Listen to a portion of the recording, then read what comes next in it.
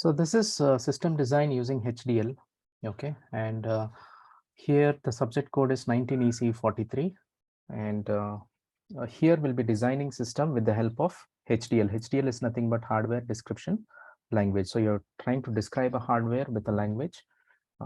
This is very special to electronics engineers, okay, because the other programming types, okay, they do not describe a hardware. Okay, but then here we are very much connected to the hardware and we try to describe it with a language. So basically there are two types, VHDL and Verilog. Okay, so in this course we'll be looking into both VHDL as well as Verilog type of programming. So the subject is having 3 credits, okay, and your internals is going to be for 50 marks, and your semester and examination is also will be for 100, and it will be scaled down to 50. The examination hours is going to be 3. Okay, fine. So these are the 6 outcomes once you learn the subject. Okay, so this is what is is going to be the outcome of your course. Okay, so you will be able to recognize the importance of HDL in the automation of VLSI design. These days, automation has become the buzzword. Anywhere that you see, right, things are getting automated. The reason why we are looking into automation is to make things more simple, right? So if things are made simple, then we can just monitor it. Okay, we can just assign the task that is needed. Let's take a simple example of the alarm clock. Okay, I say I want to wake up at say 5:30. Okay, then we turn it on at 5. We program it, okay, so that the alarm turns on at 5:30. Okay, if not, we are going to plan, okay, if not 5:30, then probably another 10 minutes, 5:40.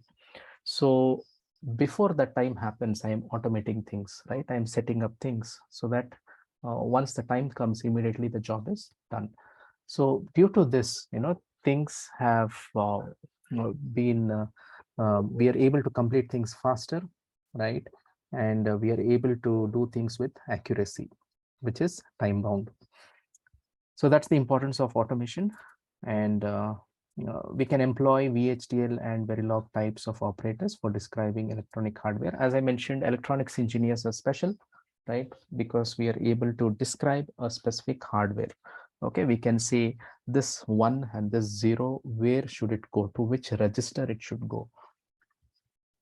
Okay, examine the usage of various types of assignments in Verilog. So we'll be looking into a lot of assignment statements. Okay, especially VHDL has a lot of data types. Okay, compared to Verilog. Verilog became more simpler. Then we're going to identify the need for synthesis. Okay, synthesis is the next step of simulation, where you try to get the graphical form of circuit, okay, from text to graphical form. Then you'll be able to write Verilog code for the design of specific applications.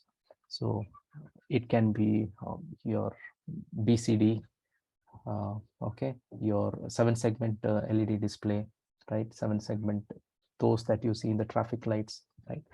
So those kind of interfacing applications can be looked into. Then also we can look into this BCD adder, okay, 0 to 9, distinguish between the commonly used programmable devices. So we'll be looking into FPGA and its applications. So this is an overall view of your syllabus. Okay, so we are going to use 2 textbooks. Okay, HDL programming, which is from Matros, and the second textbook is Charles H. Roth, digital system design using Verilog. So most of the sections, okay, module 5, 4, 3, and 2 is selected from textbook 2. Okay, so 80% of your syllabus will be covered with text 2, and text 1 covers chapter 1, which is module 1. Okay, fine. So today we'll be just looking into the module 1. Okay, and we will see, okay, what best that we can learn from this module. Okay, So as you can see, right, there are a lot of companies, okay, VLSI companies related, okay, in India, which are multinational companies too, right? So all these require the knowledge of digital electronics. They require the knowledge of hardware description language. Okay, so quickly we will run through the module. Okay, and if any doubts, you can feel free to ask me. So VLSI design here has basically two types. One is ASIC and FPGA. Each have their own flow. Okay, so as a design engineer, okay, you'll be either put up in ASIC or you'll be put up in FPGA, and accordingly all these design steps will be followed. Okay, so when I say full custom, it means that I'm starting from the scratch, okay, and then I'm finishing all from the scratch, okay, to the chip. Okay, so that is what is called full custom. So in this, again, next you come with CMOS design, then you simulate things. Okay, so here you have IV characteristics of inputs and models, then you have layout. Okay, so in your upcoming semester you'll be learning about CMOS VLSI design. Okay, and in that you will have laboratories, okay, CMOS lab, where you'll be exclusively designing the layouts for each circuit. DRC is nothing but design rule check, and LVS is layout versus schematic. Okay, so these are some rule checks that you'll be doing when you're designing a circuit or layout. So after that, you have some post route simulation. Routing is nothing but connections from one block to another block. Then you have your GDS2, okay, which is graphical data schematic for information interchange. Right, so again, here you have semi-custom, something that falls in between full custom and FPGA, something in between. So here the next step is going to be simulation. It's just as good as, you write a code and then you simulate, you see the waveforms, you check if inputs and outputs are coming across properly. Then you verify things. Okay, then you have gate array, then you have standard cell design. Again, in standard cell you have STA, DFT. Okay, then you have FP or clock tree synthesis. Okay, DFT is your design for testability. PNR is placement and routing. Then GDS2. GDS2 is a final file, which will be sent for fabrication. So once this file goes to fabrication, they'll be able to produce a chip and get it back to you. So this is going to be our final step that we are going to do as a designer, GDS2. Now, when I come to FPGA, okay, you have your HDL. You should be well versed in either VHDL or Verilog. These days, it's Verilog, which is used in plenty. Then simulation, synthesis, okay, floor planning, placement, and FP is floor planning, placement, and routing. Then bit load file. Usually, you'll be seeing this, bit load file when you interface things. Okay, when you interface, and then the final output. Okay, these are nothing but your constraint files. Okay, with respect to each hardware, a particular constraint file will be given, and accordingly it can be used. Right, so these are some of the ASIC design methodologies. Right, as I told you, full custom, standard cell, gate array, FPGA based. Full custom is going to take a lot of time, and also it's expensive. Okay, but when I come with standard cell, this is very fast, but I cannot expect the results, okay, good results as compared to full custom design. Next, you can see gate array based design. Okay, so this is also fast and expensive, but the performance is relatively slow for gate array design. Next, FPGA design, the design process is fast, but performance is slow. So this is time consuming, but then, this gives us the maximum performance. Okay. So just for your reference, if you want to look into, the sections that has been covered, module 1 to 5. Okay, the selection of sections from the textbook with respect to each module. I have put it up here.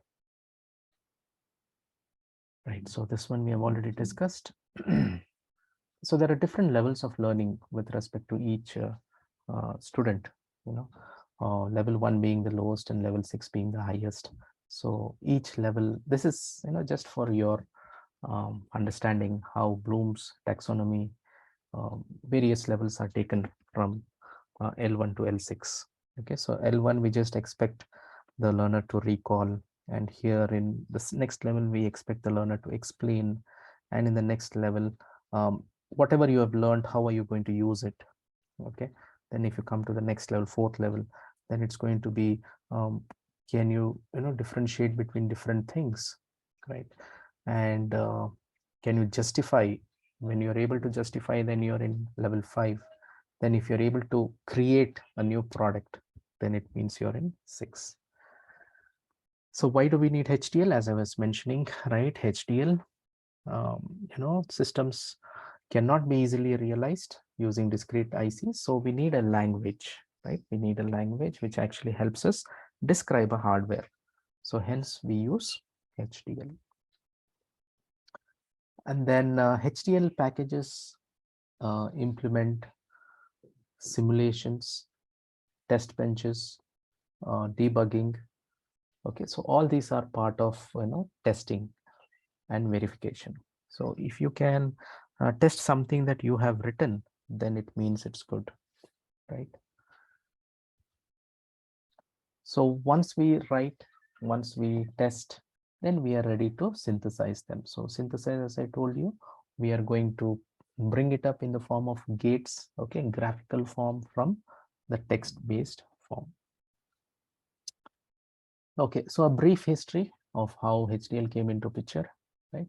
So the Department of Defense, it was first used by the Department of Defense, the US, and later on, okay, in 85, they made it as VHDL version 7.2.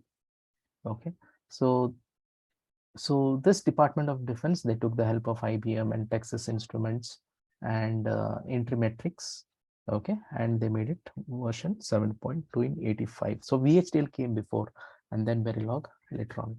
And then they started standardizing, and they started revising. So accordingly, you have this 1987. Okay, it was the version number was changed to 1076981987. Okay, so this is nothing but the year in which it was standardized, the IEEE standardized.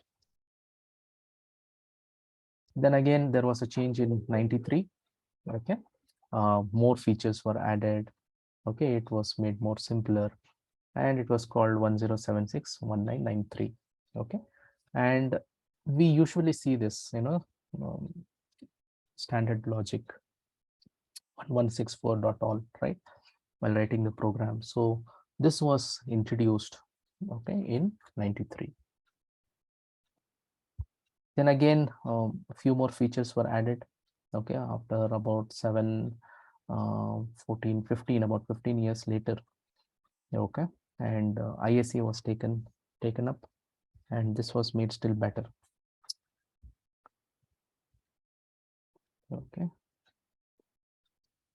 then Cadence bought it in 89, and in 90 Cadence made Verilog available to public domain. So that's when Verilog came into picture. Verilog was introduced in 83. Okay, and in 89 Cadence they've made it available for public use. So Verilog is based on C language. Okay, so if you know C language, so it's the same. And in 95 Verilog became IEEE standard, so hence you have this number here 1995. So whichever year that it was being revised. Okay, so in 2001 it became an IEEE standard. Okay, then 2005, okay, it was maintained by OVI, Open Verilog International. Okay, again it maintained its IEEE standard, and it changed, the number changed, 1800-2005. So what is the structure of this VHDL? Basically it has two structures.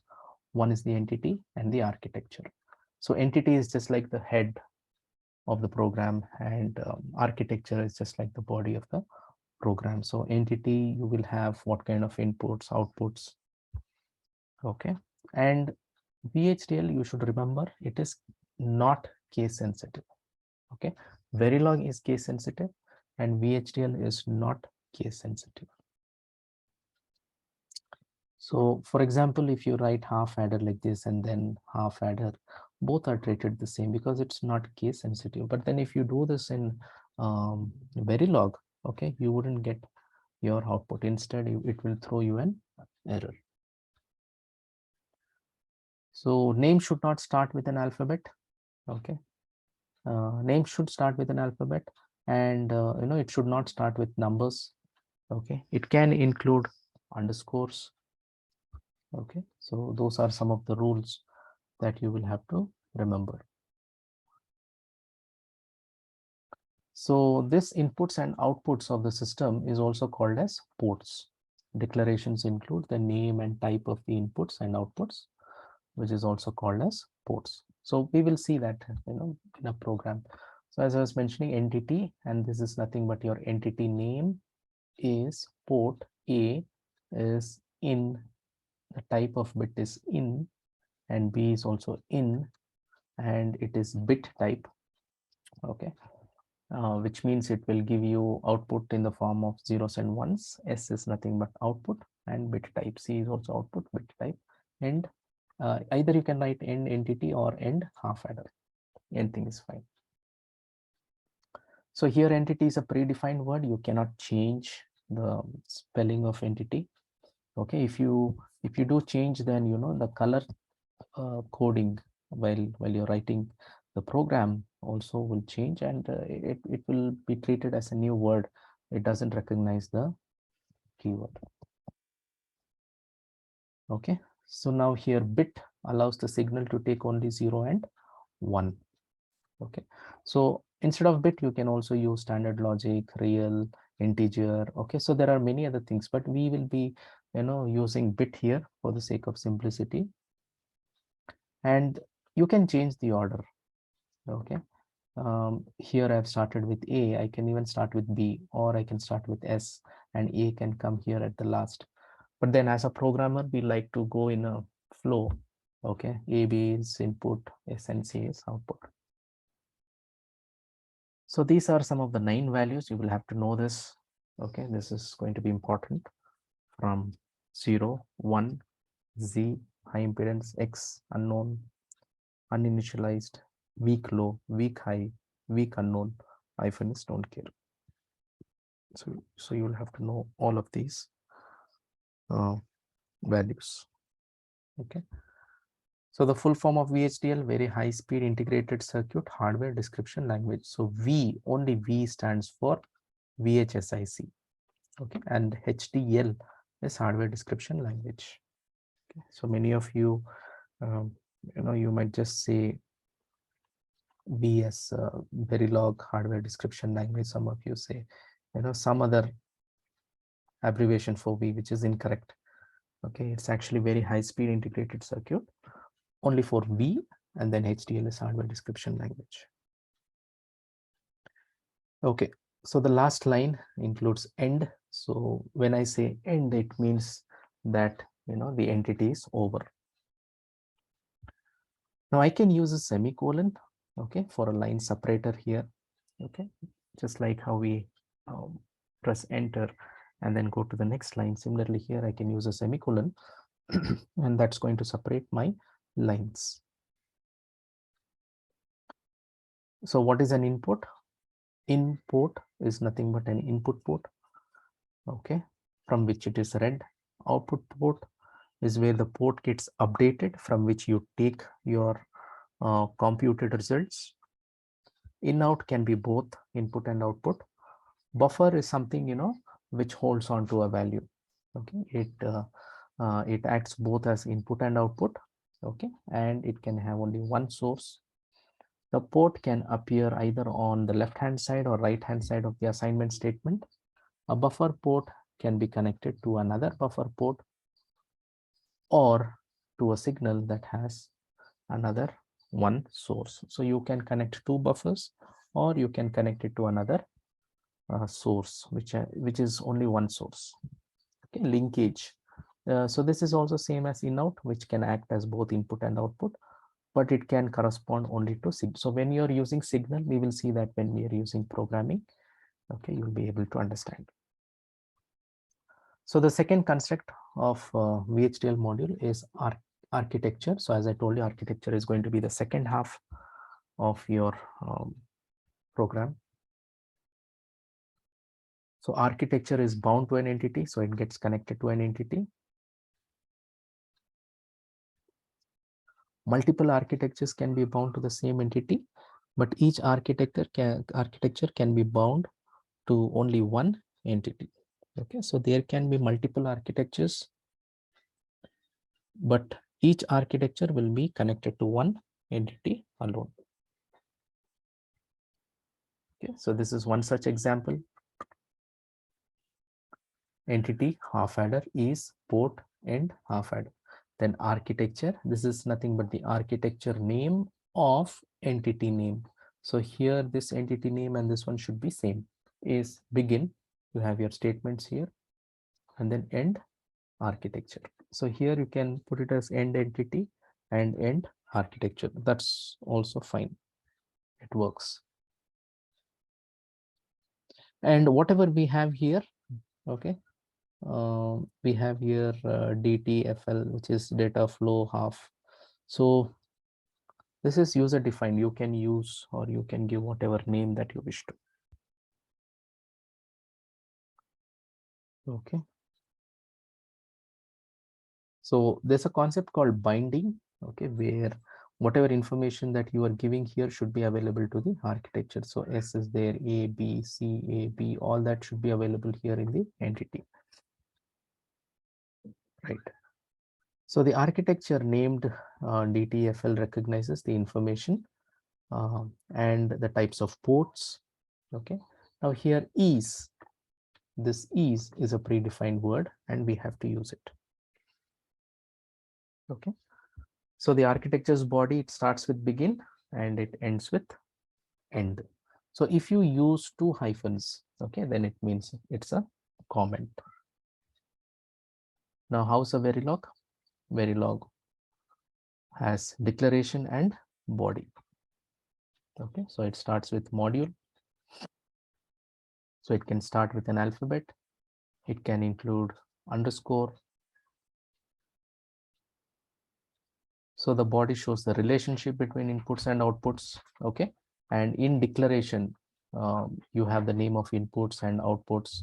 All that are available. Now here you have to be careful. Verilog is case sensitive, right? So this means whatever, you know, separate things that I've given here, you know, is all different. Okay, so it recognizes as different names. So here E is capital, E is small.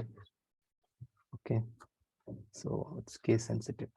So this is an example of a program where you write module name, and inside, you know, you have all these A, B, S, C, and then later you say what is this A, B, and then you say what is S and C.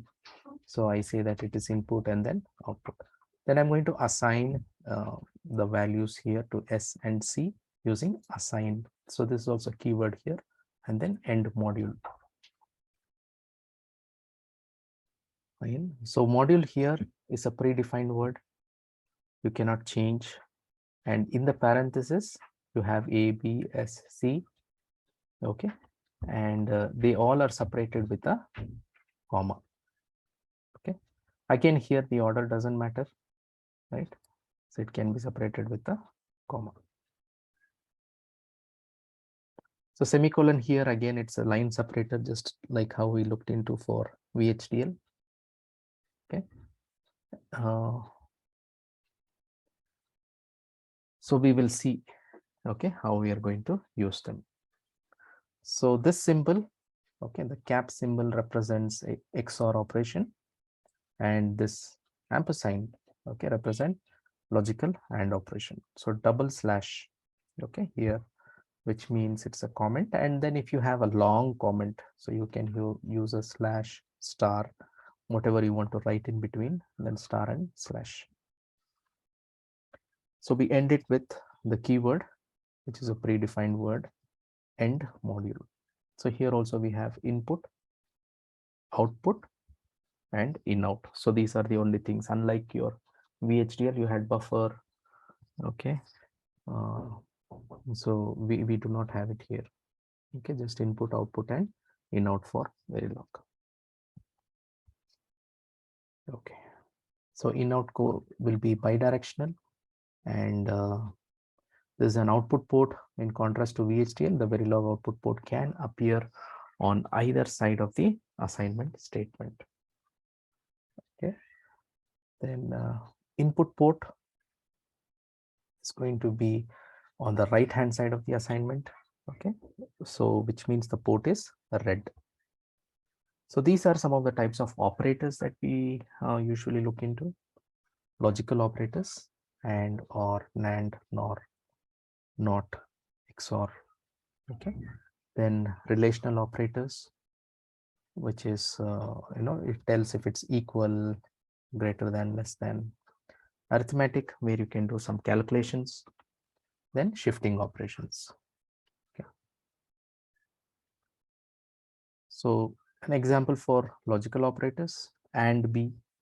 Okay, we use the keyword and, so it's nothing but A dot B. This is the symbol. Similarly, I have put up for everything here not of A, which is nothing but an inverter.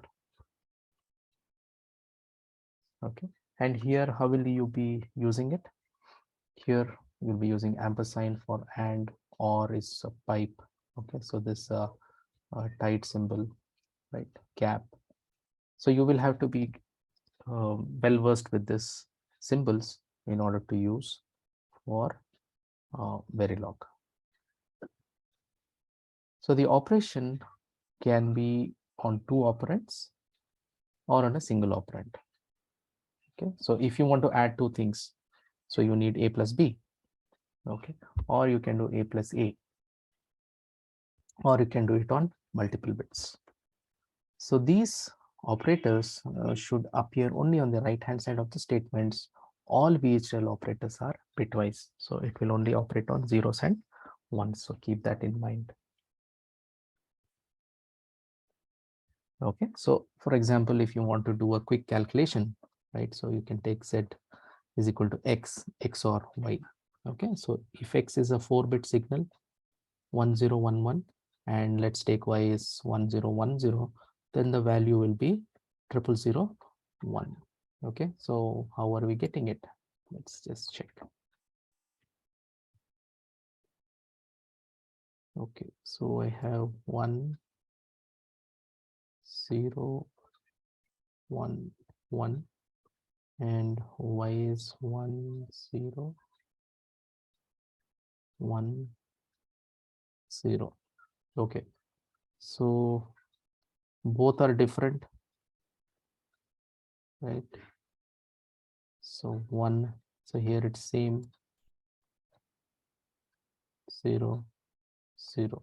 Okay, so that is what you're getting here, right?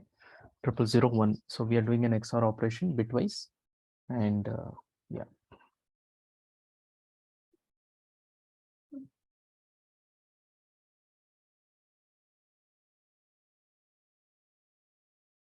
Okay.